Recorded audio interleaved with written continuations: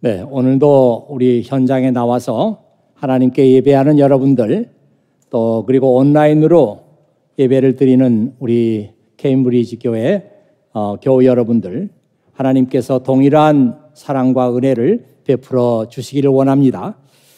그리고 오늘도 귀한 찬양을 불러주신, 내 마음에 한 노래 있어, 아주 귀한 찬양을 불러주신 우리 성가대원들과 오케스트라 단원들에게 감사드리고요. 매주 아주 은혜로운 찬양을 불러주시는데 우리 감사와 격려의 박수 한번 드리겠습니다. 예, 감사합니다.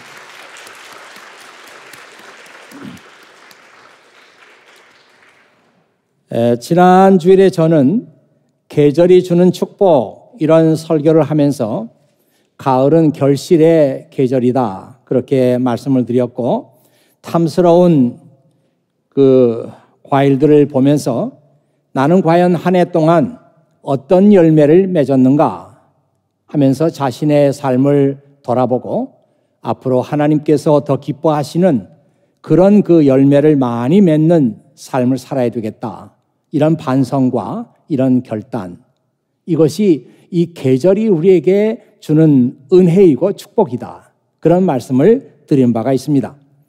오늘은 구약성경 예레미야 17장 5절에서 10절 말씀을 여러분과 함께 나누고자 합니다. 오늘 본문 말씀은 사람을 의지하며 육체를 자기 힘으로 삼고 여호와께 등을 돌린 사람은 저주를 받을 것이다, 이런 말씀으로 오늘 본문 말씀이 시작하고 있습니다. 많은 사람들이 이 성경을 체계적으로 읽지 않기 때문에 왜 이런 말씀이 여기에 기록이 되어 있는지, 또 이 말씀이 우리에게 주는 메시지가 무엇인지 잘 모릅니다. 이 성경을 단편적으로 읽기 때문이죠. 이 예레미야는 유대 왕 16대 왕입니다. 이 왕위에 올라가서 유다 왕국이 멸망할 때까지 예레미야는 16대 요시야 왕 때 예언자로 부름을 받고 유다 왕국이 멸망할 때까지 예언자로 살았어요. 대략 기원전 627년부터 586년까지 무려 41년 동안 예언자로 살았습니다. 그때는 조국 유다 왕국이 기울어 가고 있던 때였습니다. 여러분, 그 예레미야 그림 한번 볼까요? 미켈란젤로가 이 천지창조라고 하는 그 시스티나 성당의 그 천장에다가 천지창조라고 하는 그런 그림을 그렸잖아요. 그 그림 가운데 이 예레미야가 등장하는데 이런 모습으로 등장합니다. 조국의 멸망을 다 지켜보면서 그가 고뇌했던 예언자로서의 삶을 미켈란젤로가 이렇게 그린 거예요. 그때 국제 정세는 강대국이었던 아시리아 제국의 힘이 약화되면서 신흥 제국 바빌로니아가 막 등장하고 있던 그런 때입니다. 아시리아 힘은 약화되고 있었고 바빌로니아 힘은 점점 강해졌습니다. 이 바빌로니아는 이 유다 왕국을 계속해서 위협을 했어요. 이때 유다 왕국은 아시리아에게 도움을 청하면서 나라의 안전을 지켜보려고 하는 그런 외교전을 계속해서 펴고 있었습니다. 유다 왕국의 이런 모습을 하나님께서 기뻐하지 않았어요. 하지만 유다 왕국은 무엇이 잘못되었는지 예언자들의 소리를 들으면서도 깨닫지 못하고 있었습니다. 하나님은 예레미야로 하여금 이렇게 자기 죄악을 기록하도록 했어요. 그 말씀이 오늘 읽진 않았습니다만은 예레미야 17장 1절에 이렇게 나와 있습니다. 유다 백성의 죄는 쇠로 만든 연필로 적혀 있다. 그들의 죄가 그들의 마음판에 뾰족한 쇠 끝으로 새겨져 있고 그들의 제단 모퉁이에도 새겨져 있다. 그러니까 쇠로 만든 연필로 그들의 죄가 마음판에 새겨져 있으니까 절대로 지워지지 않는다는 것이죠. 그들이 하나님 앞에 예배를 드리는 그 제단에도 그들의 죄가 뾰족한 쇠 연필로 기록이 돼 있다는 것입니다. 이런 말씀을 하시는 그 하나님의 심정은 어떤 심정일까? 자, 이런 생각을 하는데 예레미야의 말씀 보면 그때 그 하나님의 심정이 이렇게 나와 있습니다. 예레미야 1장 10절에 나오는 말씀이죠. 내가 너를 세워 내가 그것들을 뽑고 파괴하며 파멸하고 넘어뜨리며 건설하고 심게 하려고 한다. I appoint you over nations to uproot and tear down. 그걸 뽑아가지고 완전히 그냥 찢어버리는 거죠. To destroy and overthrow. 파괴하고 뒤집어버리고 to build and to plant. 다시 세우고 다시 심겠다. 이런 말씀이 되겠어요. 하나님은 자기 백성 유다 왕국을 무너뜨리고 다시 세우려고 하는 계획을 갖고 계신 것입니다. 마치 온 세상에 죄가 꽉 찼을 때 하나님은 이 세상을 물로 심판해버리고 오직 의로운 사람 노아의 후손을 가지고 새로운 나라를 건설하겠다. 하나님께서 그렇게 생각하셨던 그 마음과 똑같습니다. 오늘 말씀은 이런 배경 속에서 하나님께서 예레미야를 통해서 말씀하신 것이에요. 오늘 이 말씀에 두 종류의 인간, 두 부류의 인간이 등장합니다. 하나는 하나님을 의지하는 사람들, 그리고 또 하나는 사람을 의지하는 사람들. 지금도 이 세상에는 두 부류의 사람들이 존재하고 있습니다.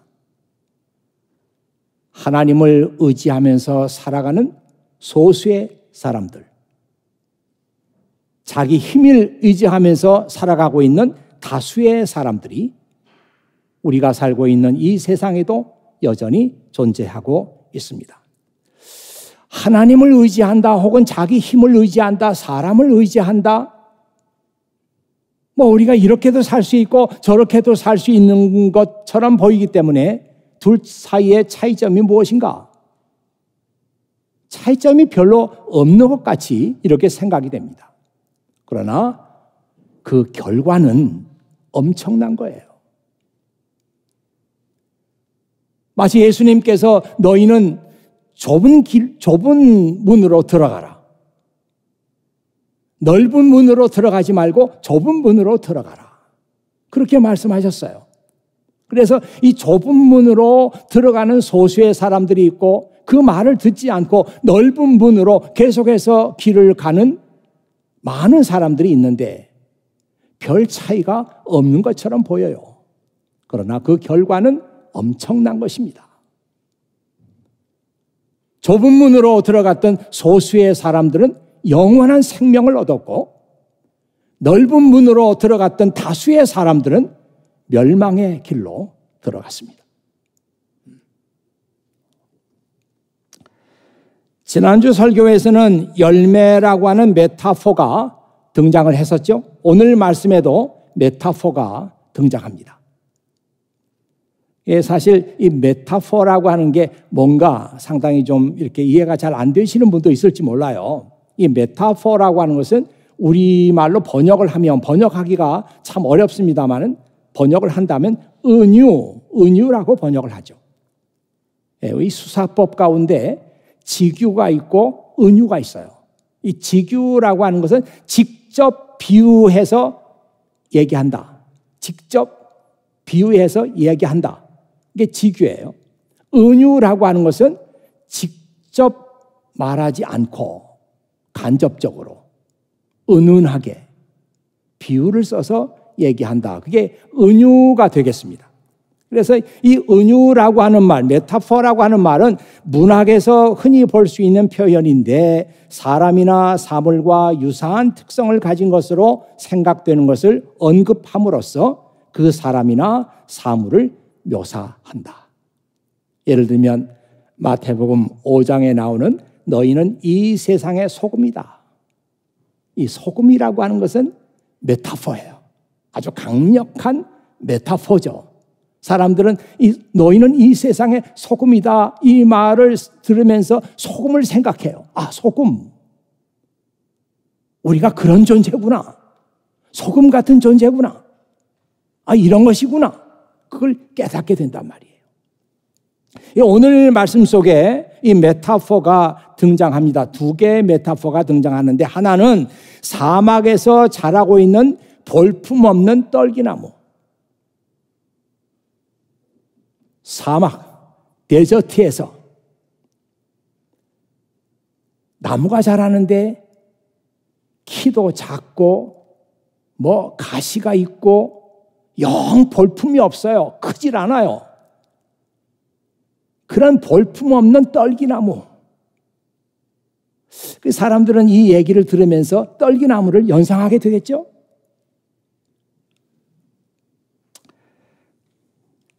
제가 예루살렘과 터키 성지 순례를 하면서 광야에서 자라고 있는 떨기나무들을 많이 봤습니다. 지금 여러분 화면 한번 보시면 이런 것들이 떨기나무거든요. 키가 크질 않고요. 또 다음 화면.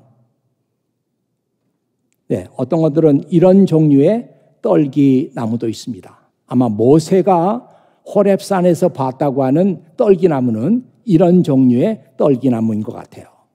또 다음 사진. 예, 이렇게 그 가시가 있고 그 악조건 속에서 살려고 하니까 이런 그 나무들이 자라게 되는 것입니다. 이 나무들을 히브리 말로는 세네라고 하는데 바로 이런 모양의 떨기나무들입니다. 그런데 오늘 이 예레미야 17장에 나오는 떨기나무는 그런 떨기나무가 아니고 히브리 말로 하면 아르라고 하는 그런 종류의 떨기나무입니다. 한번 이 떨기나무도 사진으로 한번 보시죠. 네, 이렇게 생겼어요. 여러분 눈에는 잘 안 보일 수 있습니다만은 여기에 열매가 있습니다. 또 다른 사진. 자, 이런 그 열매가 이 아르라고 하는 오늘 예레미야 17장에 나오는 떨기나무예요. 이런 열매가 열립니다. 여러분 볼 때, 야, 그 아주 뭐 맛은 어떨지 모르지만 괜찮은 열매가 열렸구나. 이렇게 볼 수 있죠. 네, 이런 그 모습이에요. 자, 그런데 이 떨기나무에 별명이 있어요. 별명이 소돔의 사과. 소돔의 사과. 이 소돔의 사과라고 하는 그 별명이 붙은 걸 보니까 아마도 이 나무가 소돔이 멸망할 때 함께 멸망한 나무다. 아마 그런 생각으로 소돔의 사과라는 그런 별명을 붙여준 것 같습니다. 이 소돔의 사과는 제법 크고 먹음직스러운 열매를 맺어요. 그런데 이 열매는 안이 텅 비어 있고 그 안에 솜처럼 하얀 실 같은 것이 엉켜 있어서 아무것도 먹을 게 없습니다. 그리고 이 가지를 자르면요, 그 가지에서 하얀 우유 같은 액체가 흘러나오는데 이게 아주 독한 독성을 가지고 있어요. 그래서 예전에 전쟁할 때는 이 하얀 액체를 그 군인들이 화살촉에다가 이 액체를 발랐다고 합니다. 치명적이죠, 맞으면. 그리고 적군의 우물 속에다가 이 액체를 풀었대요. 그러면 모르고 먹는 군인들은 다 독성에 죽게 되겠죠. 그리고 이 독성이 얼마나 강한지요. 마치 우리가 잘 아는 온나무처럼, 온나무라는 나무가 있는데 그 온나무에 약한 사람들은 옆에만 지나가도 살갗에 그냥 그 이상한 문제가 생깁니다. 근데 이 아르라고 하는 소돔의 사과, 예레미야 17장에 떨기나무라고 나와 있는 이 나무도 독성이 워낙 강해가지고 피부가 약하고 한 사람들은 옆에 지나만 가도 아주 큰 문제가 생긴다고 합니다. 한번 사진을 볼까요? 네. 네.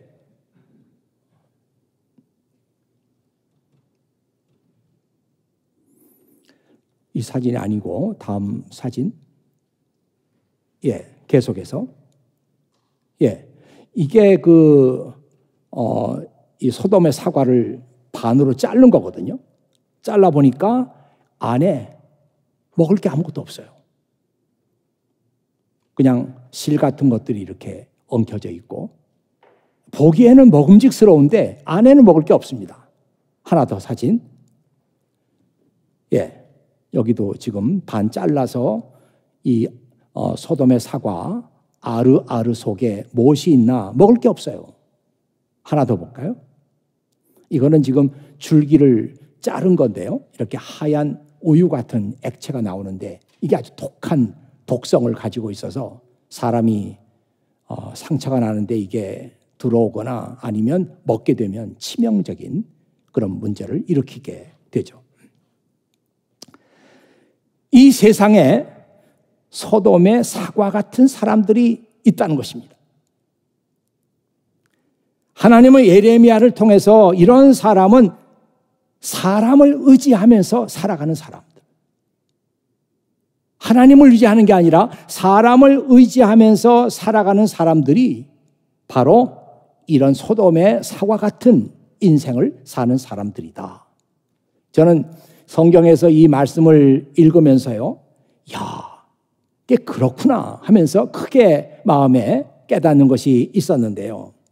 이 사람을 의지하는 사람들은 거기서 끝나는 게 아니에요. 여러분, 이 시간에 이 말씀을 잘 들으셔야 됩니다. 하나님께 대한 믿음이 부족해요. 그런데 우리의 삶 속에는 계속해서 문제들이 생깁니다. 그럴 때 우리는 야, 어떻게 하면 좋지? 하면서 해결할 방법을 찾는데 우리가 사람을 의지할 때가 많아요. 물론 문자적인 의미에서 사람을 찾아가서 상담을 받고 이런 것도 사람을 의지하는 게 되고, 또 인간적인 여러 가지 그 생각과 방법을 찾는 것도 사람을 의지하는 게 되죠. 그런 식으로 해서 자기 문제들을 해결하려고 하는 사람, 우리 크리스찬들 가운데도 얼마나 많이 있어요. 그런데요, 오늘 성경에 보면 뭐라고 나와 있는가 하면 그런 사람은 그러니까 그런 사람도 주일날 교회에 나오고요, 성경도 읽고 교회 봉사도 하고 그렇지만 그런 사람은 필연적으로 하나님께로부터 돌아서게 된다. 아, 이게 참 제 마음속에 깊이 깨달아지는 말씀이었어요. 여러분, 이런 말씀을 깊이 깨닫고 읽지 않고 여러분 삶 속에 많은 문제가 생길 때 하나님께 그 문제를 가져가지 않고 사람에게 의지하고 사람의 지혜를 구하고 이렇게 하면서 아무렇지도 않게 우리는 살아가지만 필연적으로 그런 사람은 하나님께로부터 돌아서게 된다. 제가 보기에는 틀림없는 것 같습니다. 한번 오늘 말씀을 보시죠. 이렇게 나와 있어요. Cursed is the one who trusts in man. 사람을 신뢰하는 사람은 저주를 받을 것입니다. Who depends on flesh for his strength. 그가 힘이 필요할 때, 지혜가 필요할 때 depends on flesh이라고 그랬잖아요. 이 flesh라고 하는 것은 여기서는 그냥 사람이라는 의미로 생각하면 돼요. 지혜가 필요해, 힘이 필요해, 능력이 필요해. 그런데 사람을 찾는 거예요. 사람을 의지하는 거예요. And whose heart turns away from the Lord. 이런 사람들은 필연적으로 주님께로부터 돌아서게 됩니다.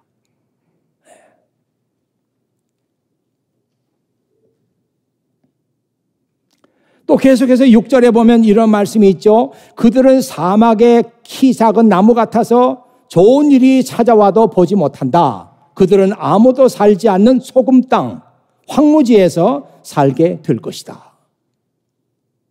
네, 성경에 이런 말씀이 기록되어 있는 것입니다. 좋은 일이 와도 보지 못해요. 이 말은 그런 사람의 미래, 그런 사람의 장래가 없다는 거예요. 미래가 없습니다. 그 사람은 아무도 살지 않는 소금 땅에서 살아요. 황폐한 삶을 산다는 것이죠. 주변에 아무도 없습니다. 뿐만 아니라 그런 사람은 열매를 맺지 못해요. 열매가 없어. 그런 땅에서 자란 나무 같으니까 말이죠. 아까 소돔의 사과 봤잖아요. 열매가 있는 것 같지만 먹을 건 아무것도 없어요. 그렇게 사는 사람들은 다 그렇다. 열매가 없어요. 그래서 다른 사람에게 베풀 것도 아무것도 없는 것이죠.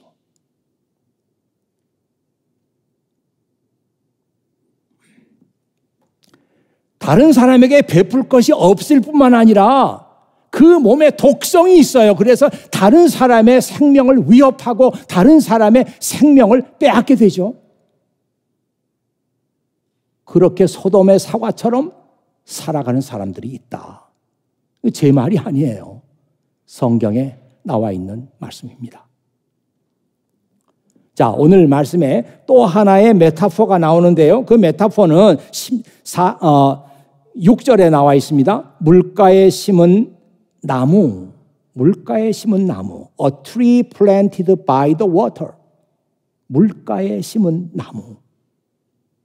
야, 여러분 한번 이 메타포니까 한번 상상을 해보세요. 물이 풍부하게 흘러갑니다.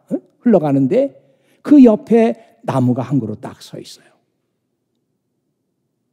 한번 그런 모습을 상상해 보세요. 얼뜻 그런 생각 들지 않아요? 야, 그 나무는 참 좋겠다.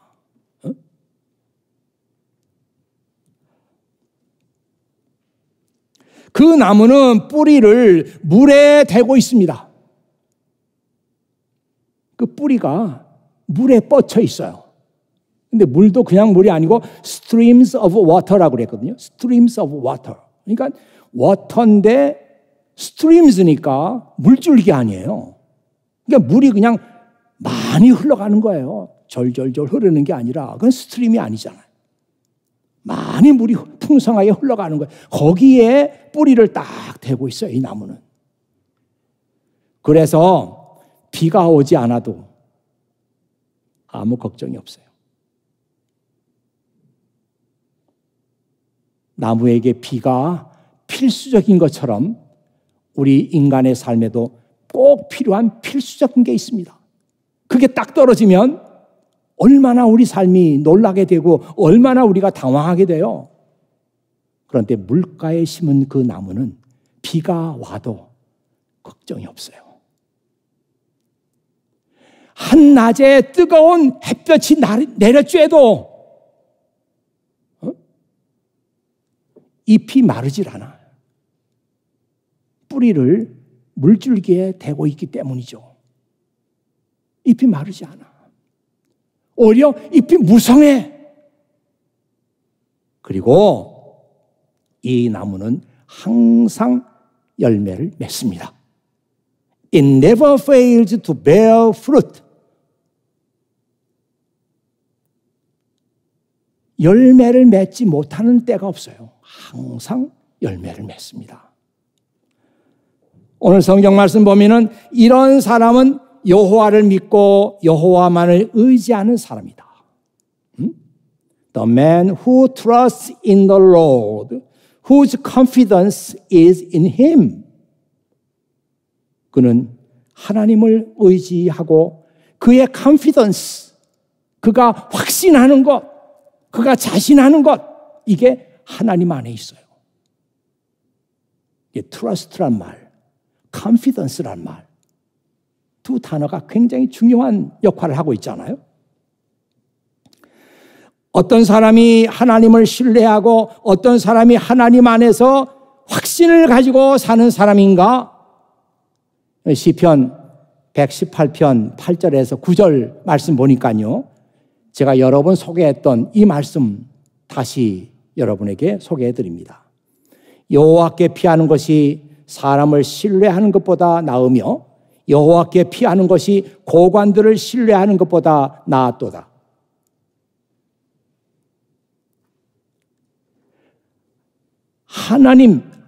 하나님께 피한다? 이 말은요, 하나님께 그 사람이 피할 수 있는 레퓨지, 피난처가 하나님께 있다는 얘기예요. 여러분, 인생을 살아가면서 위기에 빠질 때가 있습니다. 어떤 때는 내가 위험에 빠지기도 해요. 어떤 때는 내가 불안에 빠지기도 하고 염려와 걱정에 휩싸이기도 하고 어떤 때는 내 삶이 그냥 누가 좀 붙잡아 줬으면 할 정도로 막 흔들릴 때가 있습니다. 그럴 때요, 하나님만을 의지하는 사람은 하나님께로 달려갑니다. 왜냐하면 하나님 안에 그가 만들어 놓은 피난처가 있기 때문이죠. 이런 사람이 하나님을 의지하는 사람이에요. 그러니까 하나님을 의지한다, 하나님만을 바란다, 그런 말을 읽을 때 그냥 막연하게 읽지 마세요. 이 말은 내가 위험에 빠지고 내가 걱정과 근심이 있을 때, 내 삶이 막 흔들릴 때 조금도 주저하지 않고 하나님께로 달려갈 수 있는 사람, 하나님께 피난처를 구하는 사람, 이런 사람이 하나님을 의지하는 사람이에요.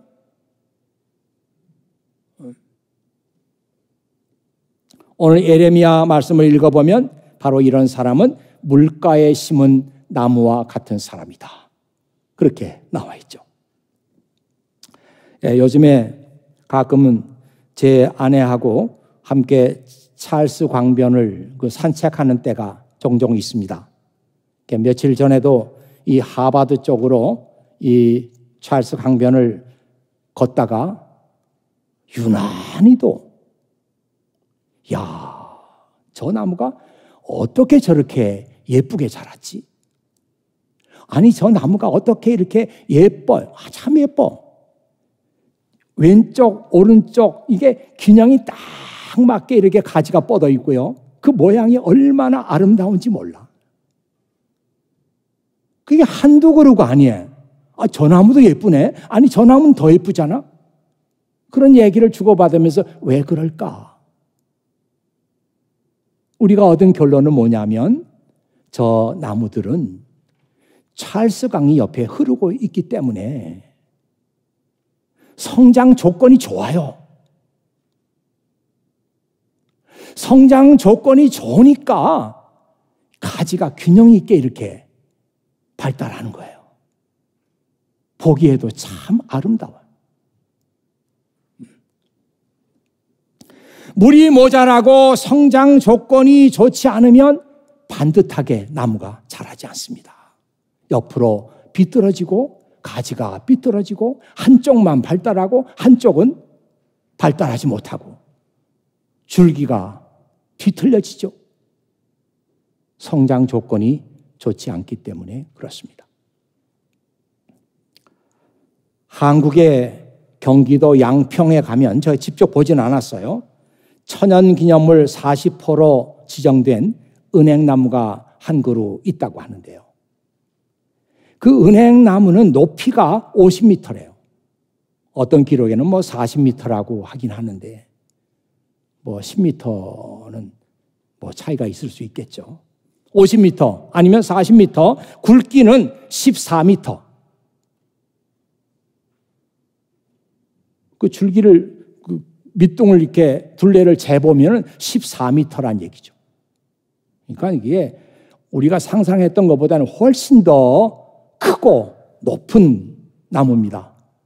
이 나무의 나이가 한 1500년 됐다고 하네요. 그런데도 여전히 지금 아름다운 모습으로 이렇게 서 있는데, 여기에서 은행 열매 있잖아요. 은행이 얼마나 많이 열리냐면은 이 은행에서 12섬, 은행을 다 따면 12섬이래요. 여러분들이 섬이 뭔지 이 한국에서 쓰는 단위니까 말이죠. 12말, 말로 하면 12말이래요. 은행이. 그게 얼마나 되나 잘 모르겠어요. 그래서 리터로 한번 환산을 해보니까 2160리터. 그 은행 다 따면 말이죠. 어쨌든 여러분은 엄청나게 많이 은행을 딴다. 뭐 그렇게 생각하면 되겠습니다. 그래서 학자들의 말을 들어보면 왜 이 은행나무가 이렇게 나이가 많은데도 불구하고 여전히 잘 자라고 있고 많은 열매를 맺을 수 있느냐? 그 옆에 충분한 수분을 섭취할 수 있는 곳이 있다는 거예요. 거기에 뿌리를 대고 있다는 거죠. 자, 오늘 여러분, 오늘 예레미야 17장 말씀이 유다의 죄를 지적하는 말씀이라고 했습니다. 그렇죠? 히브리 말로 이 죄라고 하는 말을 하마르티아라고 하는, 하마르티아. 근데 이 말이 하마르타노라고 하는 말에서 파생이 됐다고 합니다. 그런데 이 하마르타노라고 하는 말은 원래는 그 활을 쏘는 사람들이 말이죠. 활을 쏘다가 화살이 완전히 그 관역을 빗나갔어요. 관역을 맞히질 못했어요. 그럴 때 하마르타노라고 하는 말을 쓴다고 합니다. 거기서 죄란 말이 나왔단 말이에요. 그러니까 죄라는 건 뭐냐? 우리가 마땅히 관역을 맞춰야 될 것인데 관역을 맞추지 못하고 빗나갔어요. 우리가 마땅히 하나님께서 원하시고 기뻐하시는 모습으로 살아야 되는데 관역이 빗나갔으니까 그대로 살지 못했어요. 우리가 마땅히 하나님을 신뢰하고 하나님께 소망을 두는 삶을 살아야 되는데 하나님 제껴놓고 사람에게 신뢰를 두고 사람에게 소망을 둔단 말이에요. 왜 하나님을 찾지 않고 아시리아를 찾는가? 그게 아무것도 아닌 것 같아요. 우리도 그런 일을 많이 하니까. 근데 성경은 그것이 죄다. 깜짝 놀랄 말씀 아니에요? 야, 그렇다면 내가 지금 크리스찬의 삶을 살고 있고 주일마다 교회 나와 예배를 드리고 있으면서도 하나님 눈에서 볼 때는 계속해서 우리가 죄를 범하고 있는 거예요. 왜 너희가 하나님을 찾지 않고 아시리아를 찾느냐? 왜 하나님을 의지하지 않고 아시리아를 의지하느냐? 이것이 바로 관역이 빗나간 삶이에요. 성경은 그것을 죄라고 합니다. 우리는 오늘 이 말씀을 들으면서 선택을 해야 합니다. 내가 떨기나무 같은 삶, 소돔의 사과 같은 삶을 살 것이냐, 아니면 물가에 심은 나무 같은 삶을 살 것이냐. 결정하셔야 돼요.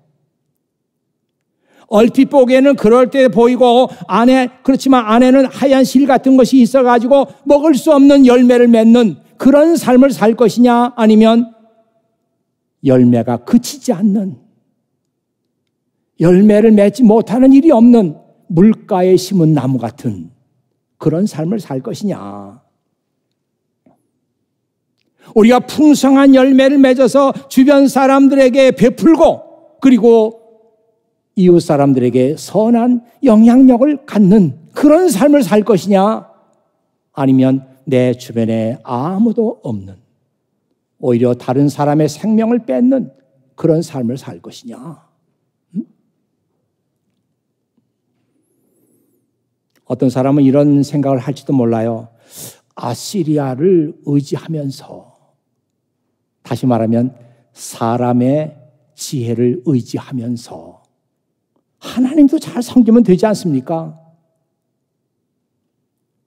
많은 사람들이 꼭 그런 생각을 해요. 그런데 그렇게 안 된다고 했잖아요. 사람을 의지하는 사람은 필연적으로 하나님께로부터 돌아선다고 했잖아요. 아시리아도 섬기고 아시리아의 도움을 받으면서 하나님도 잘 섬기면 되지, 이렇게 안 된단 말이에요. 마치 예수님께서 말씀하셨잖아요. 너희가 재물과 하나님을 동시에 섬길 수 없다. 둘 중에 하나 선택을 해라. 하나님이냐? 돈이냐? 그래서 오늘 우리도 아시리아를 선택하겠느냐? 아니면 하나님을 선택하겠느냐? 소돔의 사과 같은 삶을 살 것이냐? 아니면 물가에 심은 나무 같은 삶을 살 것이냐? 결정해야 된단 말이에요. 이런 설교를 할 때 늘 오해를 하는 분들이 있습니다. 하나님을 신뢰하기로 결정하면 무슨 일이든지 어려움 없이 잘 되는 것으로 오해하는 분들이 있어요.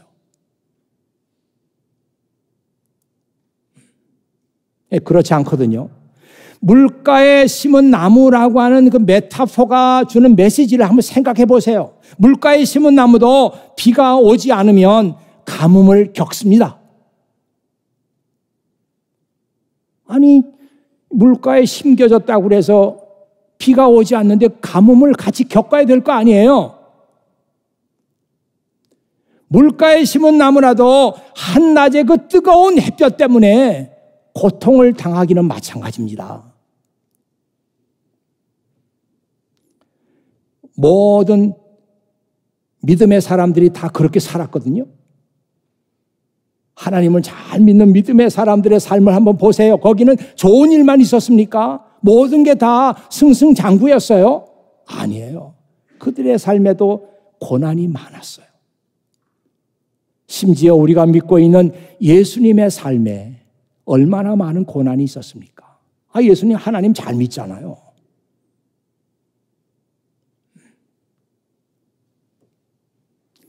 하지만 물가에 심은 나무는 그 뿌리를 물에다가 대고 있기 때문에 비가 오지 않아서 고통스러울 때도 견딜 수 있어요. 이게 중요한 거예요. 비가 오지 않아가지고 모두가 다 목마른 때지만 물가에 심은 나무는 그 어려운 때를 견딜 수 있어요. 뜨거운 햇볕 속에서 모두가 다 지금 어려운 그런 환경 속에 있는데 물가에 심은 나무도 그 햇볕을 받는 거예요. 뜨거워요. 같이. 하지만 그 뿌리가 물가에 대고 있기 때문에 그 뜨거운 시간, 고난의 시간을 이겨냅니다.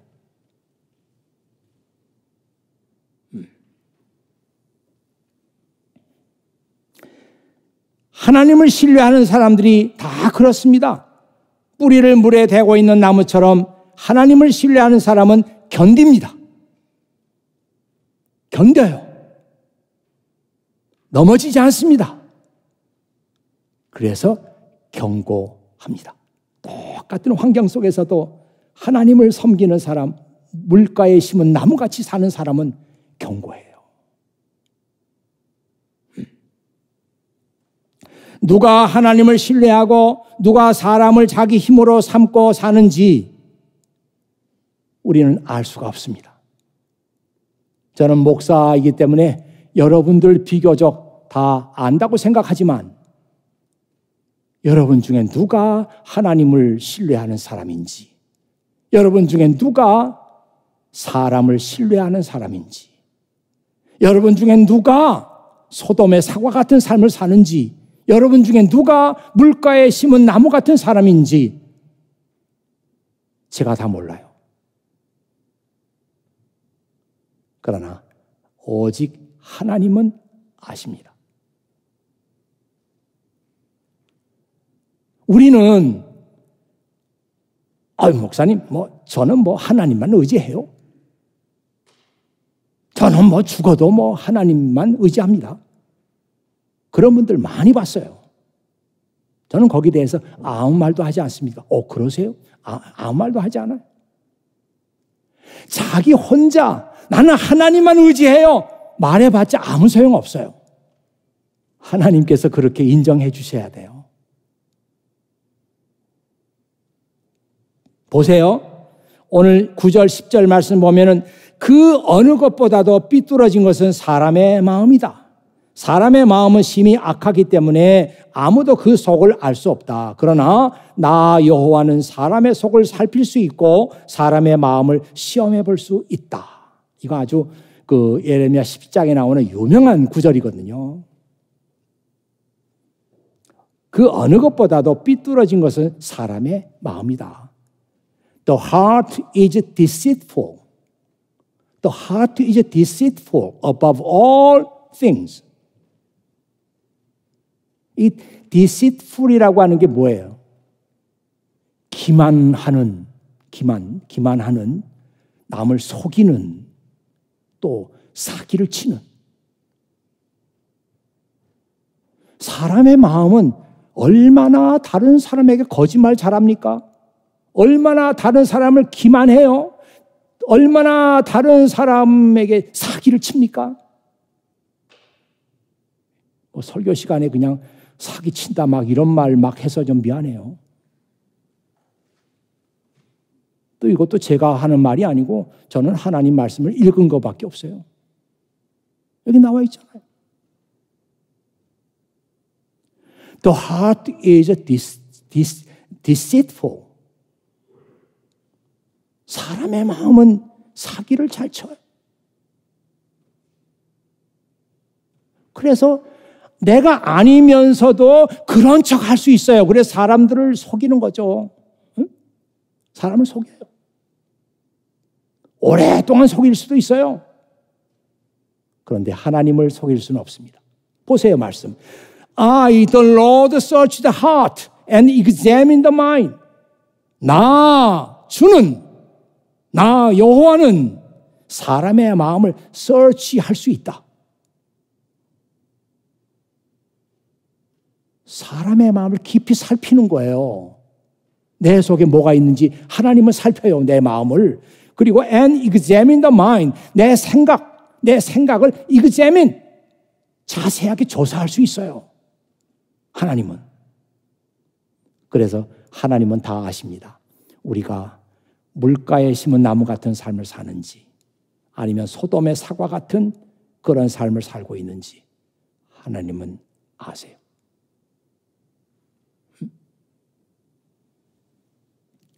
자, 이런 말씀 들으면서 야, 큰일 났다. 그렇게만 생각하지 마시고요. 내가 물가에 심은 나무가 되겠다.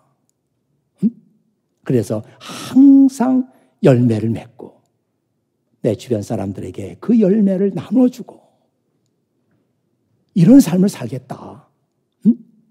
하나님만 내가 의지하는 그 믿음을 가져야 되겠다. 내가 지금까지 살았던 게 몰랐는데 이게 하나님 눈에서 볼 때는 죄악의 삶이었구나.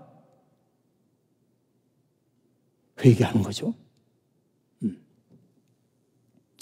가을이 주는 이 계절의 축복은 우리 자신들의 삶을 돌아보고 어떻게 살아야 올바로 사는 것인지 자신의 삶을 반성하는 것입니다. 제가 어떤 글을 읽다 보니까 이 찰스 스퍼전, 그분의 별명이 설교의 왕자입니다. 설교를 제일 잘하는 분이다 이 말이죠. 찰스 스퍼전. 이분이 이런 얘기를 했더라고요. 한번 보세요. The seasons change and you change. 시즌도 변하고 시즌도 바뀌고 당신도 변하고 당신도 바뀌고 시즌도 바뀌고 당신도 바뀌고 But the Lord abides evermore. 하지만 하나님은 항상 evermore the same. 항상 똑같으시다. 하나님은. And the streams of His love are as deep, as broad, and as full as ever. 하지만 하나님의 그 사랑의 물줄기, 사랑이 얼마나 많으면 streams란 말을 썼겠어요. 하나님의 사랑의 줄기, 물줄기 같은 거죠. 항상 깊고 넓고 그리고 충만하고 항상 그렇다. 야, 이게 저는 이 말씀을 읽으면서 기가 막히구나. 제가 이 교회에 처음 왔을 때요, 34살이었어요.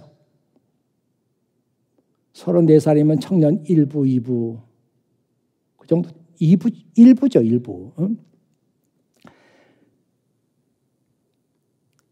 제가 이 교회 처음 왔을 때 34살이었어요.